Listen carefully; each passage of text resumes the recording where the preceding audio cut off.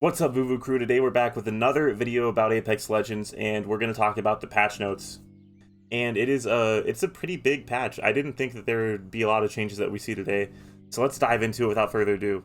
And if you like this video, leave a like and subscribe, or leave a comment if you're interested in one of these things and you have something to say about it. I appreciate that. Let's get into it. So we got the new legend, Newcastle. We know about him. We've been paying attention to that. So if you don't know, his passive is basically getting to drag allies as he revives them, and he puts a little shield in front of them. And that shield is actually the power of his knockdown shield. So if he has a white shield, it won't be too much damage reduction. You can break through that shield if you're an attacker, and probably still get the down or get the elimination. But this is interesting because he gets to be mobile as he reses and gives them a shield at the same time, and he's dragging them, so even he's kind of protected by that revive shield and their body.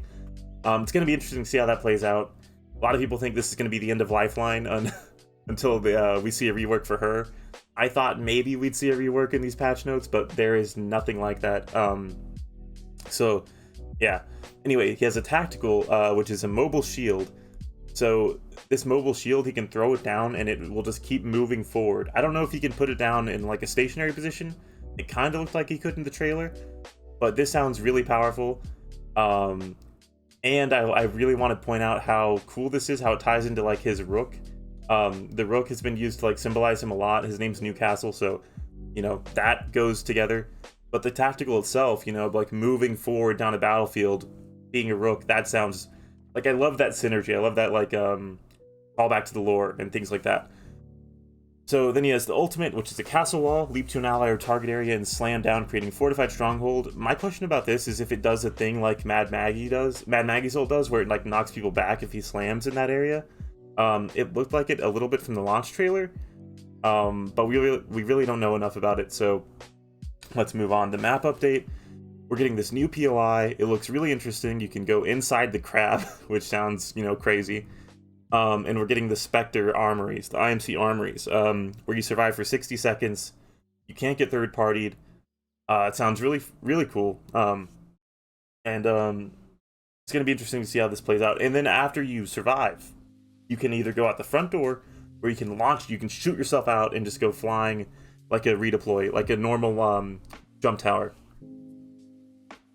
So then we've got map rotation for next season. It's going to be Stormpoint, Olympus, and World's Edge. And they're removing the longer 2-hour rotation block, which I think only leaves the hour-long rotation block. It might be 45 minutes, it might be an hour and a half, but I'm pretty sure it's an hour. And then moving on, we got the new rank system, which I'm super excited for. They don't even go into it because it's in the blog they released last week. But basically, it's going to shift the focus to team play. It's going to shift the focus to getting KP together instead of just one person getting a kill and then no one else really getting the credit for that. But the assist timer is going up. The KP is being shifted around to give you less points early game and more points late game.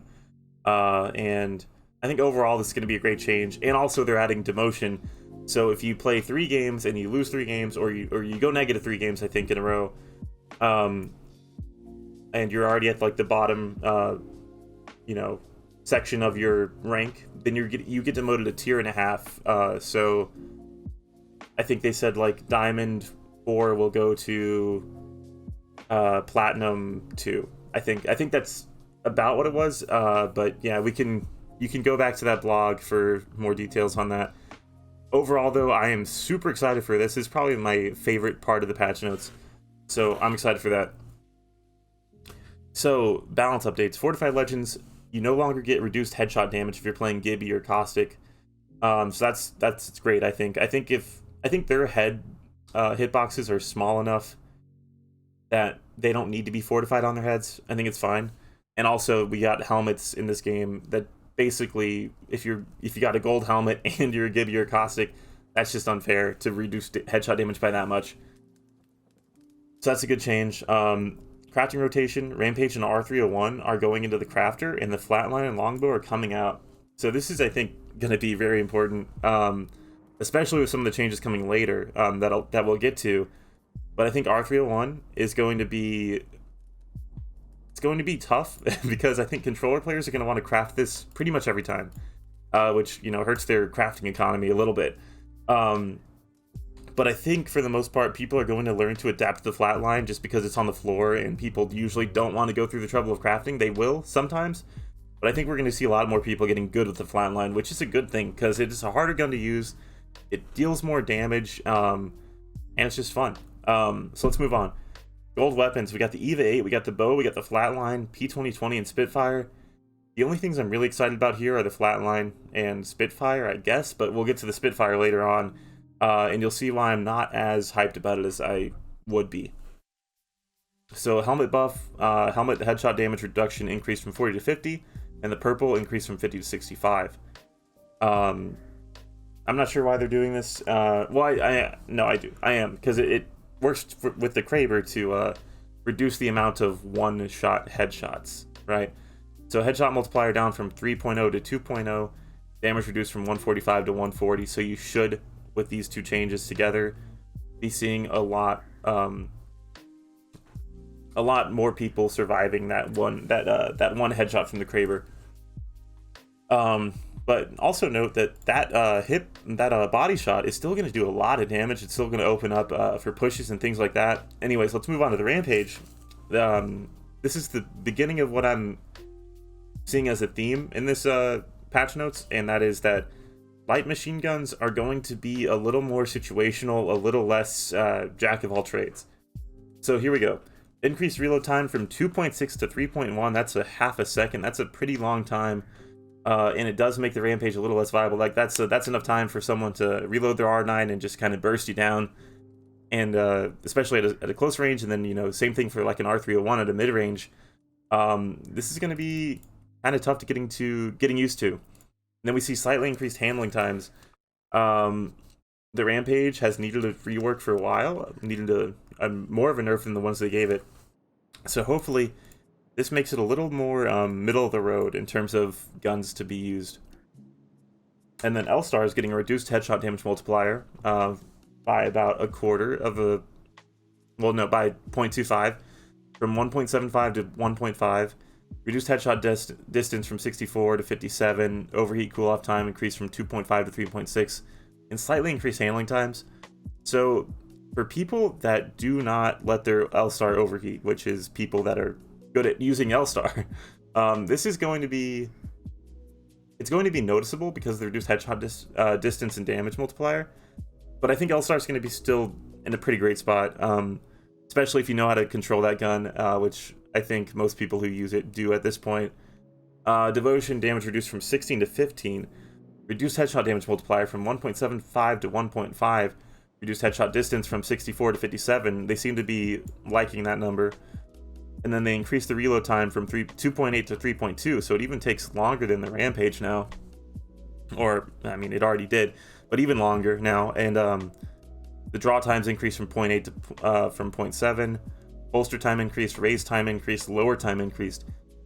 So to me, it seems like they're making LMGs a much more mid-range option, which is, you know, I think where it should have been from the start. So I'm a big fan of these changes, and I think that it's going to make the Spitfire, the Devotion, and the Rampage coming back a little less oppressive as they used to be, which is great.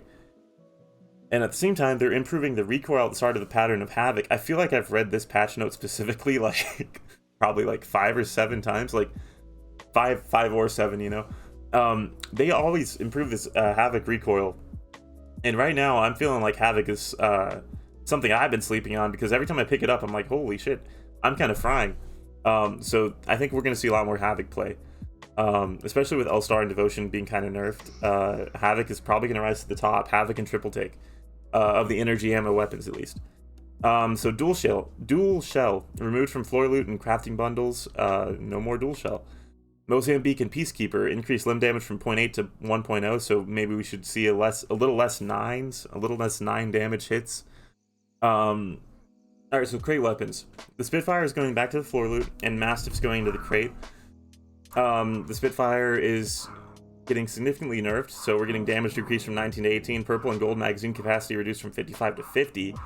Crouch Spitfire spread increased, removed barrel attachment slot, reduced headshot damage multiplier from 1.75 to 1.5, reduced headshot distance from 64 meters to 57 meters, and increased reload time from 3.2 to 3.4, draw time increase, holster time increase, those same changes earlier that we read in the L-Star and stuff. Basically, I think this is a continuation of that pattern I'm talking about, where they're saying this should be more mid-range. You shouldn't be able to just run up to someone, crouch down, and just spray into them with a spitty. And I think that's a great change. And then the Mastiff's going back into the crate, so we're going back to the Season 0, Season 1, 2 meta, where the Mastiff's in the crate, and we get the Titan Blast pattern. We get the ammo capacity reduced from 6 to 4. We get the stockpile ammo of 28. Damage per pellet increased from 11 to 14, increased pellet size, fire rate increased from 1.1 to 1.2. The Mastiff is about to be an absolute beast. You're going to want to pick this up every single time you see it. Cells and syringes spawn rates have been lowered by about 18%. I think I get this. I mean, I guess they've been kind of, there's been too much of them, but I just hope that batteries and medkits show up a little bit more as a result of this. I'm not sure how those spawn rates interact with each other when you lower this. Does the other one sort of come up to the surface a little bit more? I'm not sure. And this right here is something that I'm not sure I can get down with. The Rampart improvements. Shayla's spin up time has been decreased from 1.75 seconds to 1.25 seconds. Rampart's ultimate is already so powerful at this point. Like, I feel like it's way more powerful than anyone's giving it credit for. So it's going to spin up faster. It's going to be able to destroy people faster. Amped cover deploy health increased from 45 to 120. So now you're going to have to destroy that amped cover as it's deploying way quicker, because it's the deploy time is also decreased from 4.25 to 3.6. That means you're going to have to kind of lay into it a lot more than you would have, where it could kind of be destroyed by one wingman shot in the past. And it also means you have to be more aware of when she's putting that up.